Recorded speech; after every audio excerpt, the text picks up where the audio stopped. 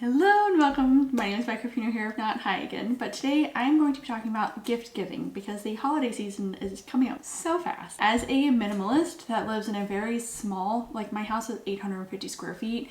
I have 2 young children, so I'm super minimalist about what comes into my house. And I'm also just very much so an underconsumer. I don't believe in being very wasteful. I don't like trends. I just hate plastic in general. And so I have a lot of people asking what I do for the holidays because it's so hard. Like, especially as parents, you have so many people that love you and they love your kids and they want to give you a lot of gifts.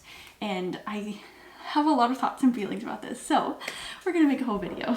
Honestly, I feel like we have everything that we need, and I would be very content with giving my kids just like maybe 1 or 2 little things for Christmas for the joy of them opening it up. I also understand and I try to be very aware of the fact that a lot of people in my life, part of their love language is giving gifts. And to just tell them straight in the face, no, I don't want anything from you, is a slap in the face. And this is a lesson I've had to learn over the years, and I still struggle with it. I don't like wasting money. I don't like too much junk cluttering up my house, and I don't think it benefits kids to have too many toys. I have a lot of thoughts and feelings, but on the flip side, kids do enjoy new toys. They love the novelty of it. They love receiving gifts and nice gestures from loved ones. And I mean, that's kind of a big part of the season, is to give to others and to share the love. And it's just trying to balance these thoughts and feelings from everybody. And just because I have these opinions about it doesn't mean that everybody else has the same opinions, and it's just trying to respect what other people are feeling. So I've come up with 6 tips on how to navigate the holiday season without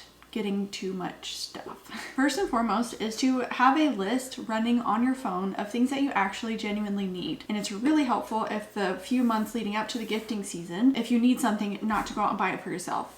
If it's socks or underwear or a new pan or anything to do with the kitchen, the bathroom, it doesn't even matter. Just put it on a list, and then you can give that list to your loved one that wants to buy you things. You can give it to them. It saves you money. They get the joy of giving you something, and it's just a total all-around win. Buy things with a buy it for life mentality. So I like to ask myself all sorts of questions before I actually get a thing. Do I actually want this thing, or is it just being marketed really well, and is it just a trend? Is it really well made, and is it going to last and serve me for a long time? I like to do all sorts of research on an item before I purchase it. Does it have good reviews? Is there anybody in my real life that I can go and talk to about this item and get their honest perspective? Is it well made? Is this something that I've been wanting for a while? And if you say yes to all of these things, then that means it's probably a good thing. Feel free to ask somebody to buy it for you. I like to have the attitude of I want to have things for the longest, just because it's less wasteful, it's better for the environment, and it just saves you a lot of money. Find things that you would like but wouldn't necessarily buy for yourself. So this is me a lot of the times. I see things that I would like all the time,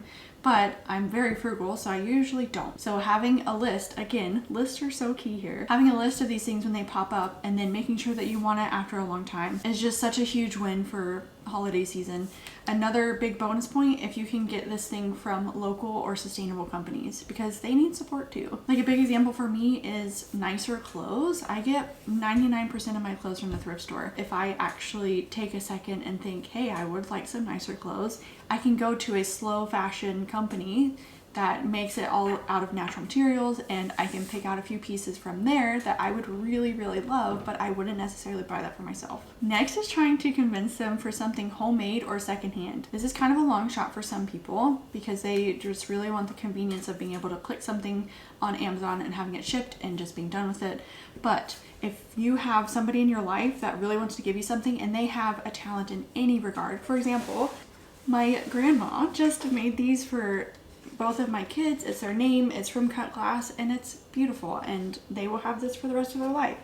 It's even got a cute little note on the back, and this to me is so much more precious than any plastic junky toy that she could get them for Christmas. And then along with that, if there is something kind of bigger that you want, if you can find it secondhand, and here's a key tip, if you can find it on Facebook Marketplace and send them the link for it and tell them, hey, I want this exact thing, if you can get it right now, it'll save you a bunch of money, and then it's also less wasteful because you're not buying something new, and they still get the joy of buying something for you. It's an all-around win. For kids, it's kind of unavoidable for them to get toys. And again, toys are beneficial. Like, we don't have zero toys. I definitely have some for them. It's not as many as what other people might have in their homes, but I think the amount that we have serves us. Anyways, try to opt for nicer quality toys and open-ended toys, because I have found that the open-ended toys last such a long time, like years and years and years. It will grow from the toddler years all the way up. And honestly, even before that, my 1-year-old will wander around picking up some of his blocks and magnetiles and be playing with them. I will have a list of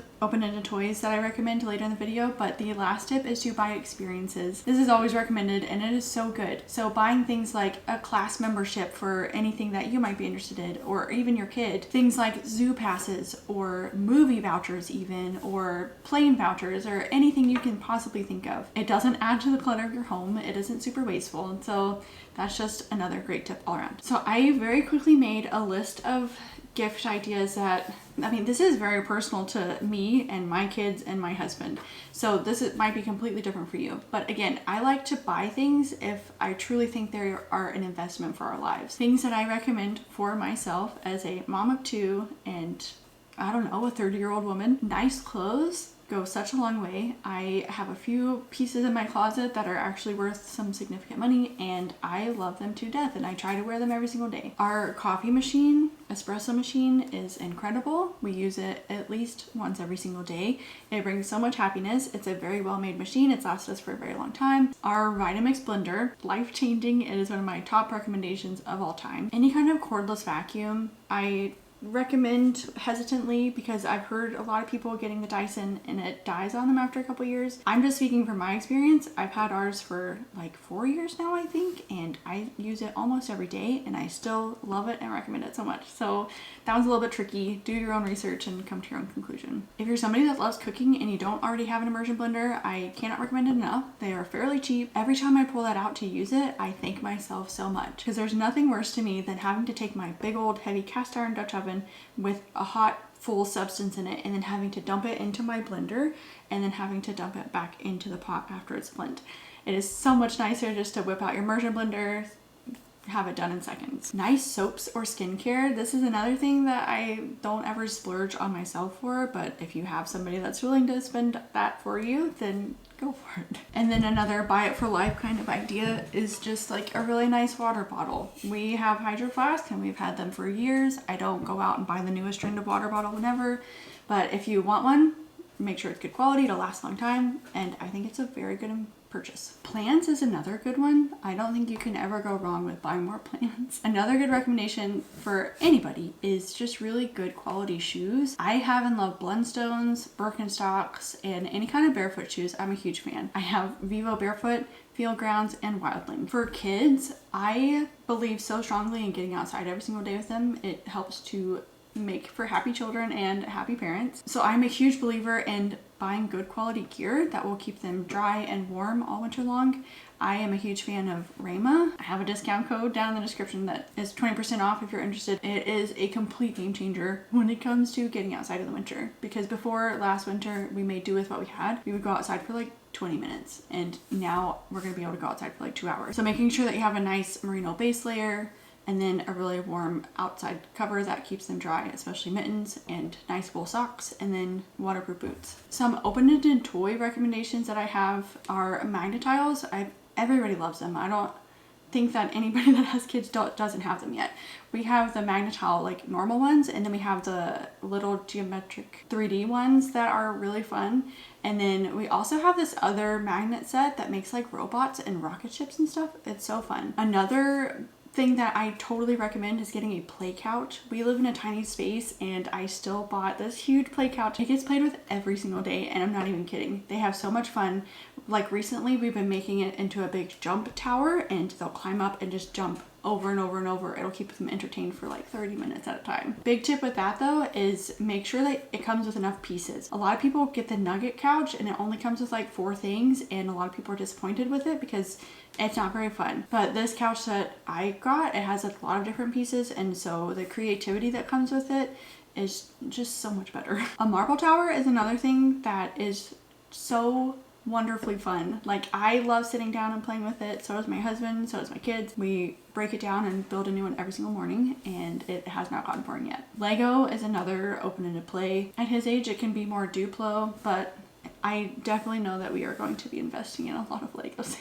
Books are another thing that make a great gift. It's wonderful to encourage reading and to just have lots of books on hand. Personally, I love going to the library every single week, but it's also really nice to get some of your favorite books that you've found at the library and have them in your home at all times. My almost 5-year-old is just now getting into board games, and I love it. It is so much fun. So we have a handful, like Trouble and Candyland and the Raven game. It's called First Orchard from Haba, and they're so fun, and I am so excited to get more. So that's something that I have on my Christmas list already for him. The Yodo player is something else. At first I didn't like it because he didn't like it, but it took him a while to warm up to it, and now honestly I love it so much because he will actually just go into his room and sit there and listen to it and play on the play couch or do whatever, and it actually does encourage more independent play and quiet times, which is something we were never able to do before. The last thing that I recommend for kids is, this is not sponsored anyway, but I truly love the KiwiCo boxes. They are STEM based. They actually hold my son's attention,